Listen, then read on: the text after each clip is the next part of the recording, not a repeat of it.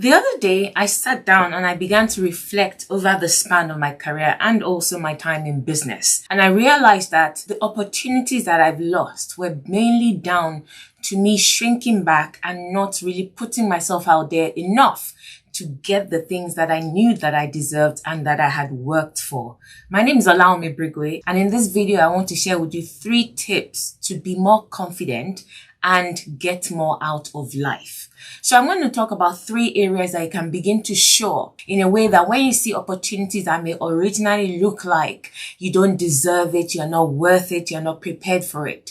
How do you show up and grab those kind of opportunities so that you can begin to increase the rewards that you enjoy in life? So there are 3 areas. The first one is at work. When you show up at work, when you show up in your business, there are 3 ways that you can begin to improve your confidence in the workplace. Number 1 is to speak up. You have so many beautiful ideas. You have so many ways that you can improve. Maybe the processes, the way things are done. You have things that you can contribute that are of value to that organization, to that team, to that unit. So don't be afraid to speak up. It's okay if your ideas are not immediately accepted or even put aside altogether. It really doesn't matter. Here's the point. If you never speak up, if you don't train yourself to overcome that resistance of speaking up, when that great idea that's going to put you on the map shows up in your mind, guess what you're going to do with it? You're going to send it the way you send all your other ideas, and you're going to literally put it aside and nobody will hear about it. Train yourself to speak up, no matter how uncomfortable it may feel. Number 2, learn to ask for what you want, even if you get a no. And the only way you're going to become comfortable with asking for what you want is if you kill that fear of hearing no. If you're so afraid to hear no, you won't ask for what you want. If you know that you want to take a few days off, and you know that it's important for you to take those days because your family needs you at that point in time, or you're thinking, how am I going to ask? Everybody's busy. It's a busy season. You have to wait. Which is more important to you in this moment? If your family ranks higher in terms of needing you in that moment, don't be afraid. Speak up and ask. If you know that you want to ask to lead a project, to demonstrate your expertise in an area, speak up and ask. If you want to ask for a raise, speak up and ask. The worst you can hear is a no. So kill that fear of hearing no's and just ask. It just may end up being a yes. Number 3, showcase your achievements. Don't shrink back. When people are celebrating you for what you have done, accept the applause and say thank you very much. The thing is, people are afraid of doing that because they think it is selfish and arrogant. This is a right way to receive accolades for what you have done. Always acknowledge and celebrate the people that contributed to that outcome. So never ever make it about you. On the flip side of that is someone will show up and they're arrogant and they say it's just I, and I. Nobody else did anything. They were the one that came up with the idea. They were the one that worked hard. Nobody else. In fact, every other person's contribution was like 0.1%, while theirs was 99.9%. You definitely do not want to go down that path because arrogance is repulsive. What you want to do is own what you have done and what you have contributed to that achievement while celebrating and acknowledging other people that made it happen as well. So embrace your achievements, showcase it because people cannot read your mind.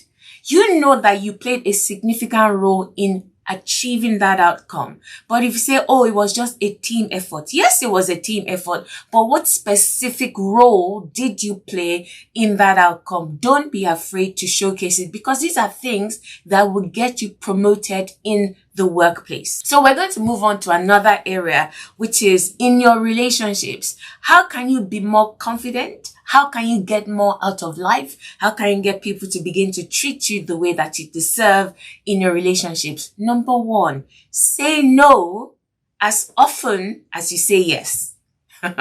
Say no as often as you say yes. We love to say yes. We say yes to everything. This person needs you, you say yes. That one needs you, you say yes. But at the end of the day, you're going to be pulled in many different directions number one. And number two, people will begin to take you for granted. Why? Because they're just a resource they can come and collect at any time. Say no as often as you say yes. Don't be so quick to say yes. I tell people all the time, you are not the savior of the world. It is impossible for you to show up as a helper to everyone that needs your help. You're going to be depleted and you're going to end up being bitter if you do that. So you have to sit down and say, do I have the capacity to help this person in this moment? Whatever is in your hands to do, do it. So if they're asking for something that is, let's say 100, and you looked at it and you are flowing in the tens of thousands, 100 is nothing to you. Give the 100. But if at that point in time, they're asking for 100, and in light of everything else that is happening in your life, you can only give 10. Give them 10, explain why, and do not allow yourself to entertain a single shred of guilt, because it is what you're able to do in that time. What it means is you were not the one really appointed to help them. It is somebody else. So say no as often as you say yes. Number two is don't ever allow someone to treat you the way that you would not treat them. You know the golden rule. It says, do unto others as you would have them do unto you. So if you do unto others a certain way, if you operate and deal with someone in integrity, and the person comes and stabs you in the back and you say, oh, well, you know how people are, and you excuse it away, they're going to come back and do it again. If you keep giving access to that person in your life, they're going to keep taking liberties. So if you wouldn't treat somebody that way, what makes it okay for somebody else to treat you that way? So don't allow someone to treat you the way that you would not treat them. And number three, when it comes to your relationships, is politely exit or downgrade relationships and associations that you have outgrown. This is simple. It's hard to do because we form emotional attachments when we engage with people. But you have to think about it.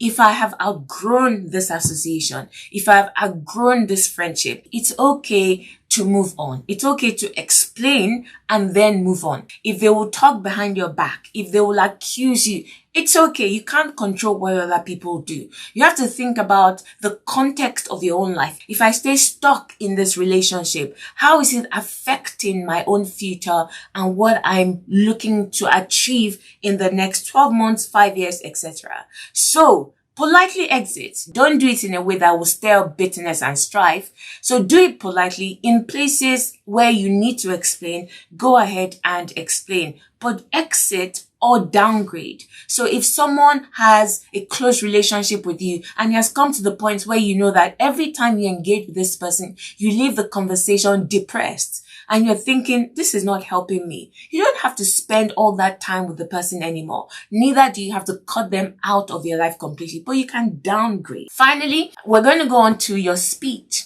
How can you boost your confidence in your speech and begin to get more out of life?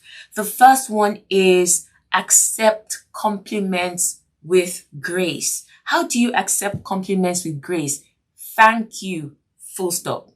I remember a time when I complimented a lady's dress. It was a beautiful dress. And I saw it and I said, wow, your dress is beautiful. And she looked at me like I was talking nonsense, talking Greek, looked at the dress, looked back at me and said, oh, this old thing. Oh, I just, I've had it for years, etc. And she went on and on. And do you know that the more she talked negatively about that dress, I found myself actually looking closer at the dress and thinking, actually, the dress is not that beautiful.